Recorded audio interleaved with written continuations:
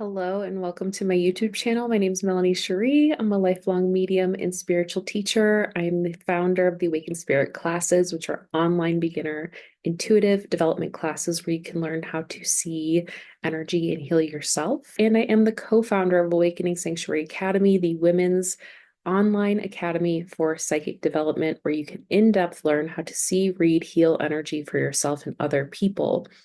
We get into a lot of advanced topics in that space. So if you're wanting to really go deep with understanding your gifts and developing them, that's the place you're going to want to check out. For today's video, we're going to be talking about the aspect of healing, integrating, and bringing high vibrational energy in to your space that not a lot of people talk about in a spiritual awakening, in raising your vibration, in expanding your conscious awareness, in a self-healing practice. There's so many different places that this applies to. But before we get into that, be sure to like and subscribe so that you can find all of my videos and content as soon as I post them. Because I don't make a lot of these. I have a lot on my plate and a lot going on all the time. And when there's this topic that comes through as being really important, I like to kind of seize that moment and just let it all out. Let's get into it.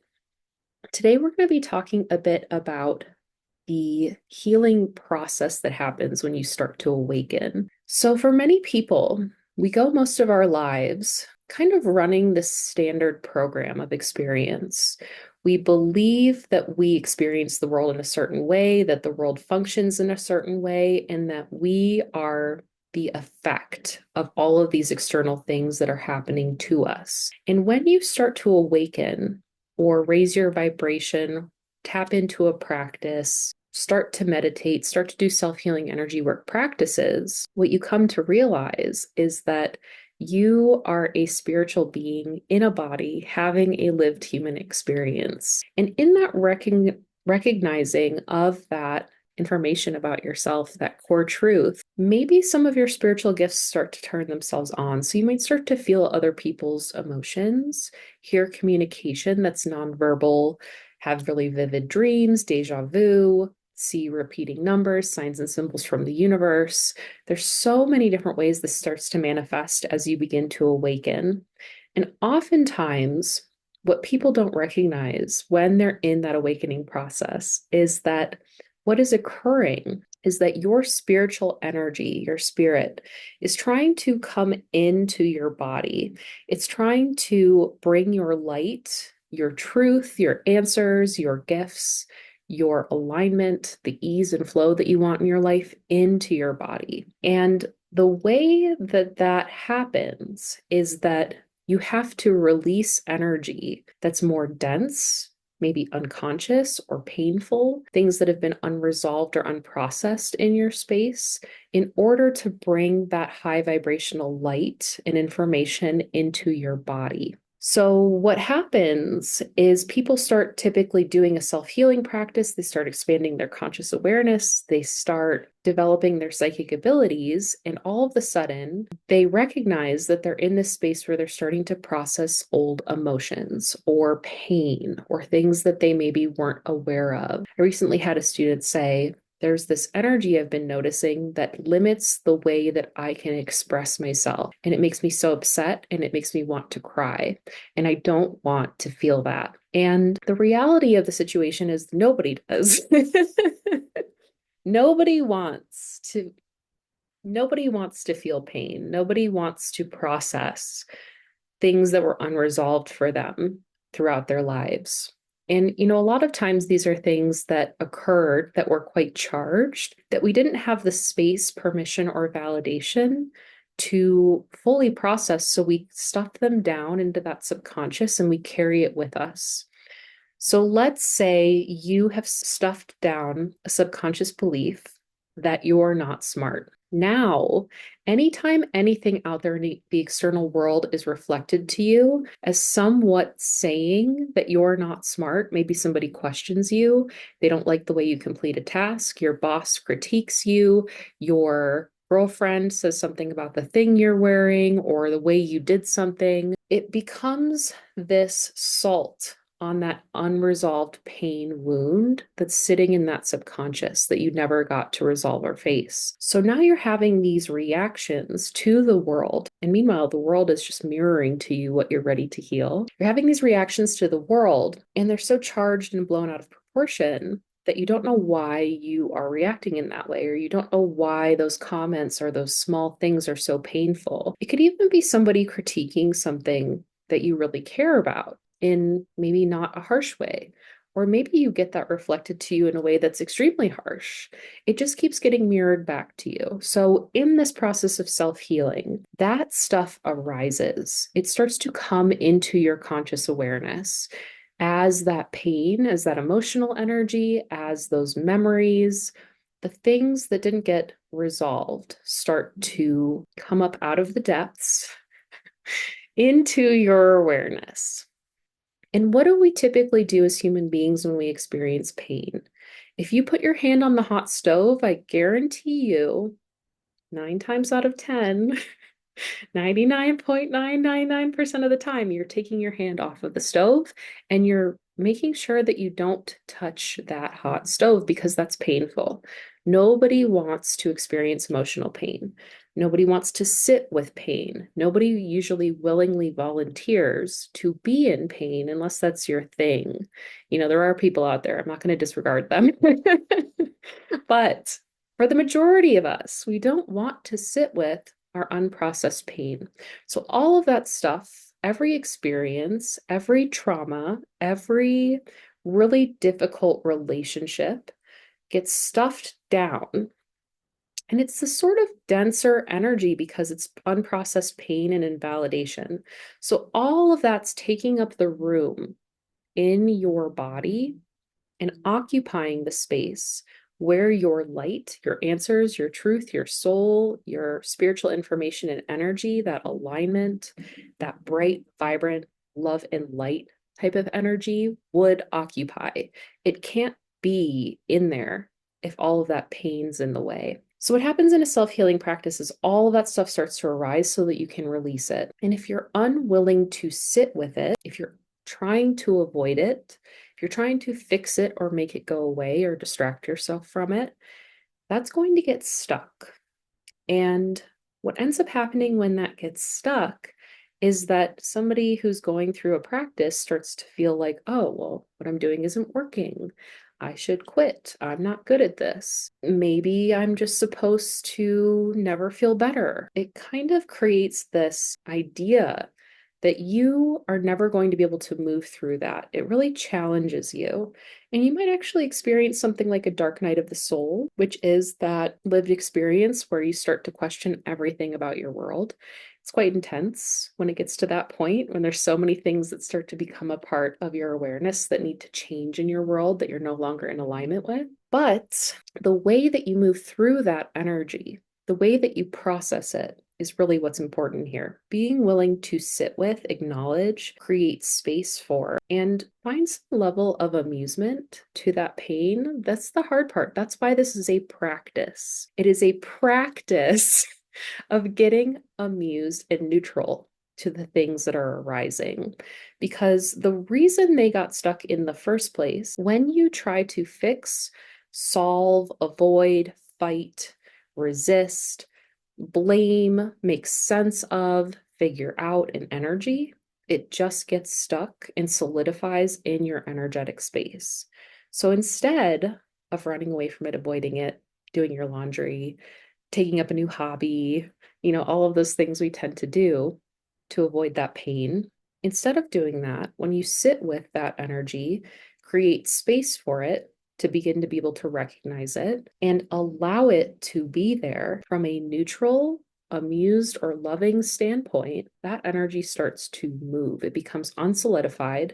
It starts to release itself from your space. Once that release happens, once you release that denser pain, invalidation, stuck energy that's been in your space, that creates room for you to bring in your answers, your truth, your spiritual gifts, to expand your conscious awareness, to access your clairvoyance, your clairaudience. All different abilities can kind of turn on from that space. But you have to be willing to do the energy work that is sitting with that discomfort. And that's what people really don't talk about. They really only talk about, well, spiritual awakening, love and light, high vibe, raise your vibration, meditate, do breath work. Oh my gosh, I feel amazing. Yes, that's great. When you do energy work, you're starting that release process and you're starting to bring that light in, which pushes that stuff that's heavier and denser out. So, regardless of what you're doing, regardless of what you're doing, that is still going to come up and out. And you still have to be able to create space for it to be processed and moved through your energy field. Trying to not cry, to not feel it, to say, oh, this is bad. I'm so spiritual. I should be over this. I shouldn't be in pain because I know how to look at energy. I know how to do energy work. There's no reason for this. It doesn't make sense. I don't want to feel this. It's bad. That's just going to keep it stuck. So if you can avoid doing that and instead have a practice that allows you to create space, that helps you to find neutrality or take the charge out of that energy that you're starting to process, you are going to move through that release. And then you don't have to get stuck. The other beautiful part about resolving that energy is that the universe is a mirror. So if you don't resolve that pain, that stuckness, that thing that's begging for you to look at it, it's going to continue to keep being mirrored to you out in the world. So let's go back to that example of deeply believing that you're not smart. Maybe you grew up in a family where you were constantly told that you were not smart, nothing you did was right, you're thinking about things the wrong way, your grades aren't good enough, you don't focus, your parents are unhappy with you, that type of environment. If you never resolve that energy, what's going to happen is every relationship that you have, every job that you have, every interaction on the internet, every, experience just in your lived world is going to mirror that to you in just the smallest of ways until you become aware that it is there. And that is the hardest way to do life. It is truly the hardest, most challenging and difficult way because now you're a victim to your lived experience. You are experiencing the universe showing you that pain, and you're like, my boss is a jerk. My person I'm in a relationship with is a jerk. This person in traffic is a jerk. The cashier at the grocery store, jerk.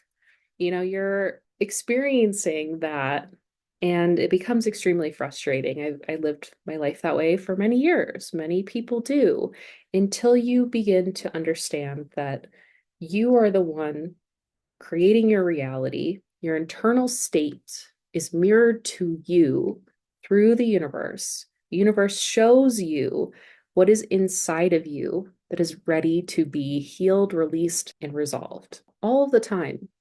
So if you are living and moving through your world and constantly experiencing pain, constantly feeling invalidated, constantly in these situations that are very charged or very painful, and they kind of have this theme, this running theme to them, it is time to sit down, sit down, sit down,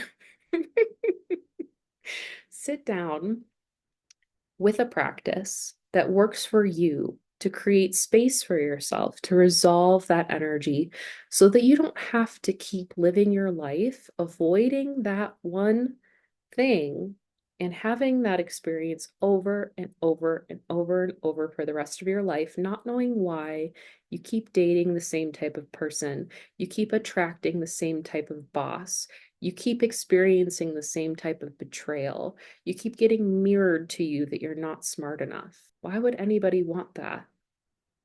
I certainly don't. So that is all I have for you today.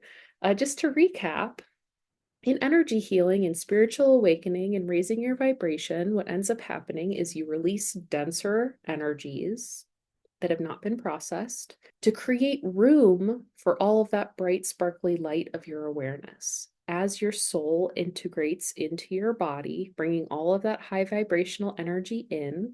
And what happens in that integration is that you start to get mirrored to you out in the world that high vibrational energy. You attract relationships that are in alignment with you, jobs, opportunities, experiences. The universe starts to mirror that light in you out in the world. You start to align yourself with your manifestations. That becomes extremely easy. There's just an overflow of joy. And in that, when things do arise, because this is a never-ending process.